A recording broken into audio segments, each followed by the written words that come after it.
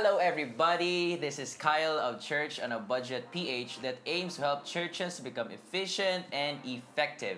And before we go into the video, I just want to thank everybody who supports this channel, supporting the things that I do in this channel. And I am so glad that you guys are with me and we're all in this together sa journey natin papunta sa pagiging effective and efficient churches that God wants us to be. And today, I'm going to talk about my number one keyboard tip for all of you out there who wants to play keyboards in church, play talk music in church, background keyboard playing that we usually do now in church. So I'm going to talk about this keyboard tip after the intro. Let's go.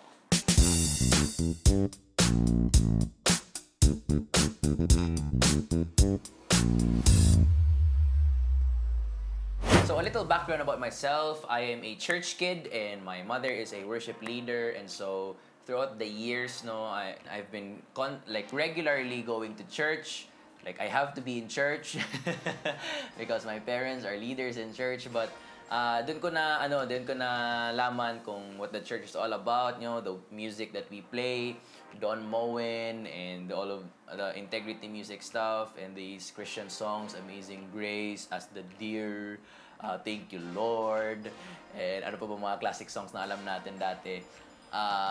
Many Tagalog, Bisaya songs, Salamat Salamat, Papuri music, Malayang Filipino music, these guys, ano pa ba? May ano pa nga nun yun. Okay, sarap pumawit, awiting magkalangit, puso ko'y umiindak sa tuwa, sa gala, ligaya. Anyways, the point is, I grew up in church and I'm familiar with music, and church music has evolved in so many different ways now. Before, I used to play a million chords, one song. Sobrang daming chords nun, may mga 7 pa, minor 5, and then go back to 1, and then that. So, the church music has evolved from that to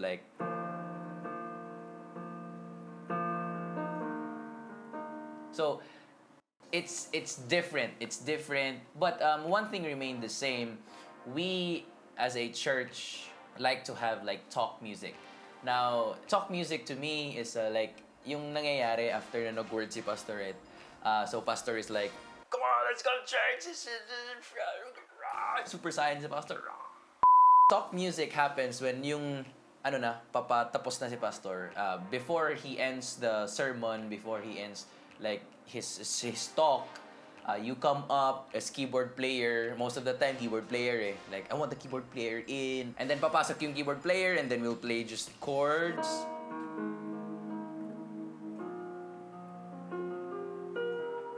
Yun. And then pastor will just preach and everything. And so, the Lord is good. I don't know with you, but if you're here tonight and you feel God is talking to you, and this message is for you. And these things happen, your pastor calls out people and so many things happen. He prays for people, but the keyboard player will play just some chords. And the last thing you want to do as keyboard player is play a familiar tune. So what I mean by that is not a good practice to me because it drives people's attention away from the pastor. So, I don't know with you, but when I hear melodies, kiklik yan sa tenga ko, and I will say, uy, familiar yun ah.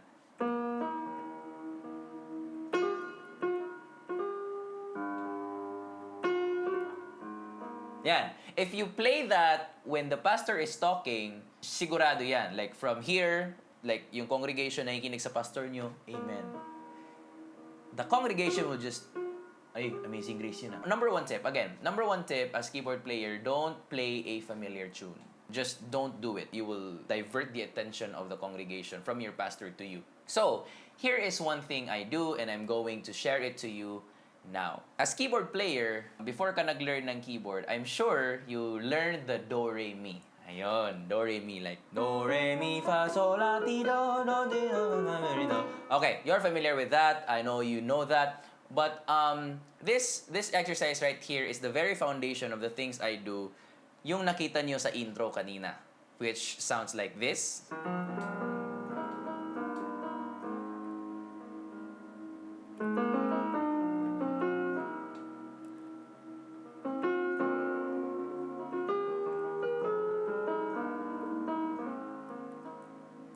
Okay, so let me break it down to you. Ito yung nangyayari. Okay, so yung run na yun was in the key of E. So, E.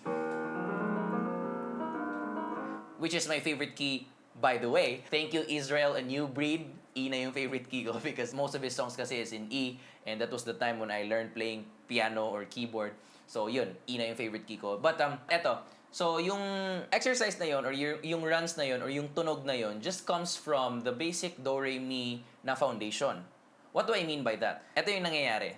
Let's just play this in the key of C, okay? Para mas madali, mas ma-follow natin, mas madali ding tignan. Kasi, di ba, mas madali ding sabihin, mas madali ding i-pronounce kasi wala nang mga sharp, F sharp, G sharp, and mga ganun. Let's just do it in the key of C, okay? Let me play it one more time.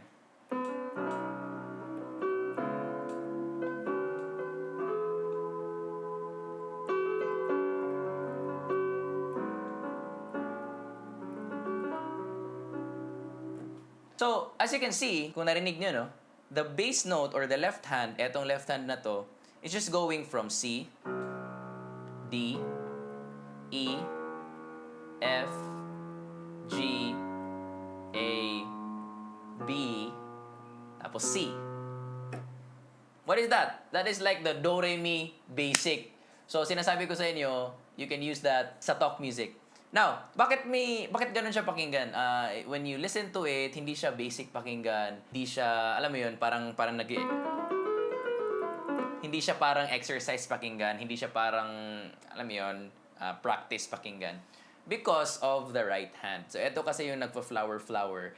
These are the chords that I use sa right hand ko. So actually, ito, i-share ko sa inyo, this was something na I do before nung nag-aaral pa ako ng keyboard. And this is like a cheat to me na parang pag di ko alam yung song, ito yung gagawin ko. But this is where I started. And I realized na parang, yeah, it works pala. It's not wrong. It's not really something na you minimize kasi sobrang basic niya. But it sounds good. It works. So here it is. So yung left hand mo, again, yung left hand, do, re, mi pa rin.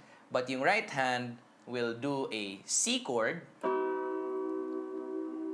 Pero, etong third neto, yung E, change mo siya into D. Okay? That basic, so.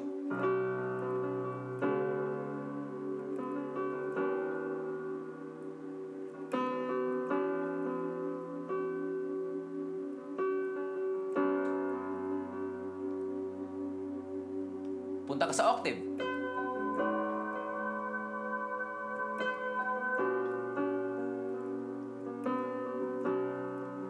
And if you guys out there, alam mo yung inversion, so itong C na to, transfer natin dito. So,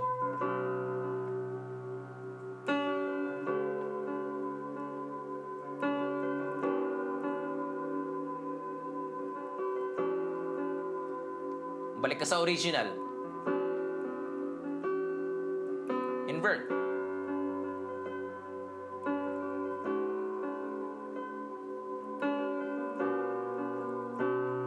Okay, so that's it, diba? It works. Parang ayos na yun. Pwede na yun. You might be thinking na, okay, Kyle, yung ganun na exercise na yun is very simple. It doesn't sound like the thing that you played earlier. Okay, that is like the beginning of how I learned this, okay? But another thing that you can do to maximize like the do, re, mi na scale is this, diba? Do, re, mi, fa, sol, la, ti, do.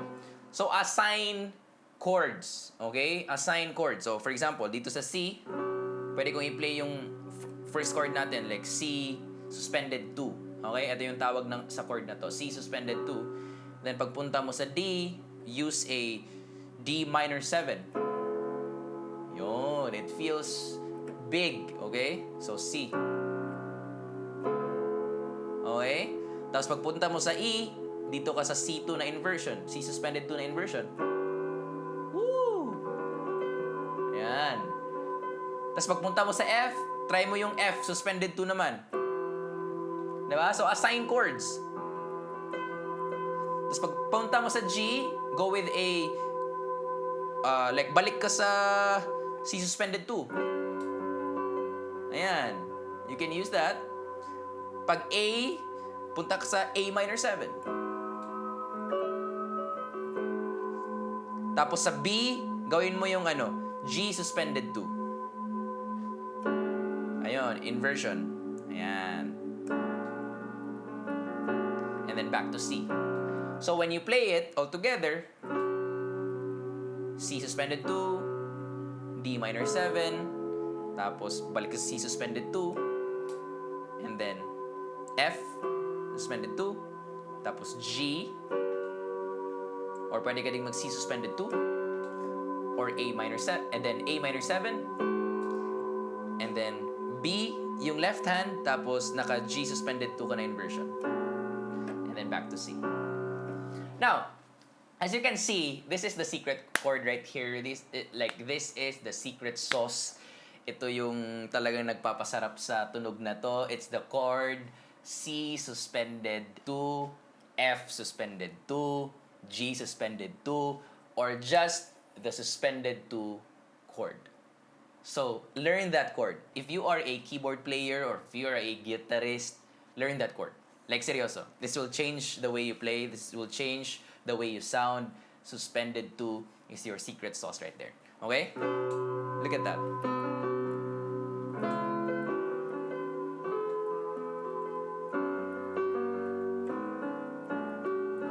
Okay. Now, as you go on sa practice mo, parang okay, na-familiar ka na sa sound na to. Okay? Ascending. Now, you can change it up a bit and then go descending. Okay?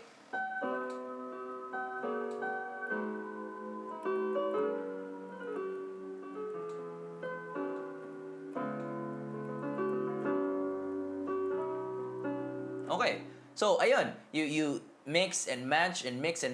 So, that is a practice that you can do, and then you can start from another part sa scale mo. Like, for example, you can start sa C. And then, akit ka, D, E, and then F. Pagkatapos nun, punta ka sa A minor, tapos pababa naman. Baba. Tapos punta ka sa G. Tapos, A minor, pataas. Angat pa.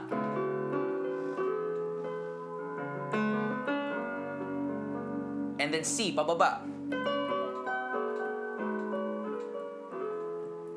So, ganun lang. Basic lang siya. Like, do, re, mi, yung concept, yung pinaka-foundation. But when you add, like, sauce and spices and everything para mas sumarap siya, then you can do that. The goal here is, like, making use of basic, fundamental techniques and practices and scales and incorporate it sa playing nyo. Kasi, do, re, mi, fa, sol, la, ti, do, major chord, ganun lang, and you're stuck in there. Like, a scale is a scale, but if you can't utilize it and incorporate it in your playing, sayang lang. So, here is one thing that you can use a major scale sa playing nyo. So, madali lang, di ba? So, in this part, I'm gonna play something for you, and then I will discuss something that happens here sa playing na to.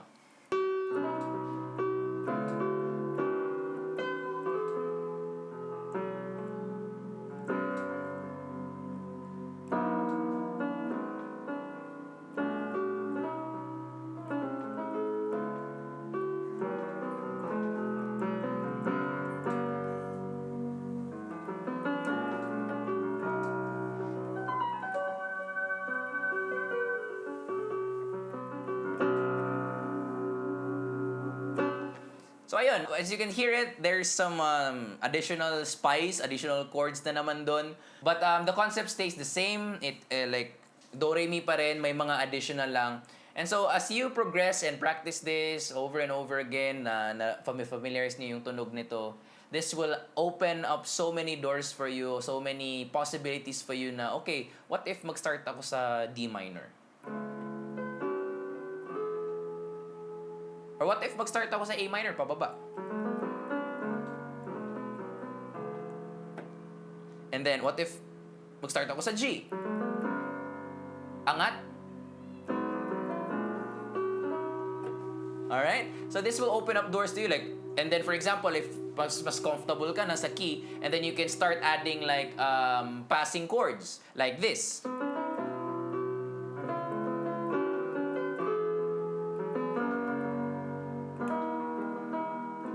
Ayun. Another one. Woo!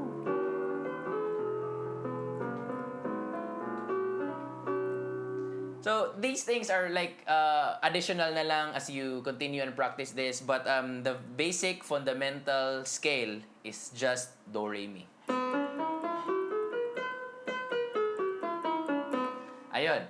So that's it for today in this video. Before you go ahead and apply this sa services nyo, before you go and apply this playing nyo sa church and whatever you do, make sure na you practice this and be comfortable first. Explore all the possibilities, like explore all the options, the possible chords na pwede nyong puntahan, or siguro magandang mga movements ng chords, saan ka magsa-start if yung mood is like deep or your mood is happy. There are so many possibilities na available dito. And then you can just play around this. And you know what? Comment down below if you enjoy this video. Like, siguro there are things that we can talk about. And then sa next video, I'll be talking about how I approach chords, how I think about chords, how I learn songs by ear. And so this will be a lot of fun, and see you on the next video.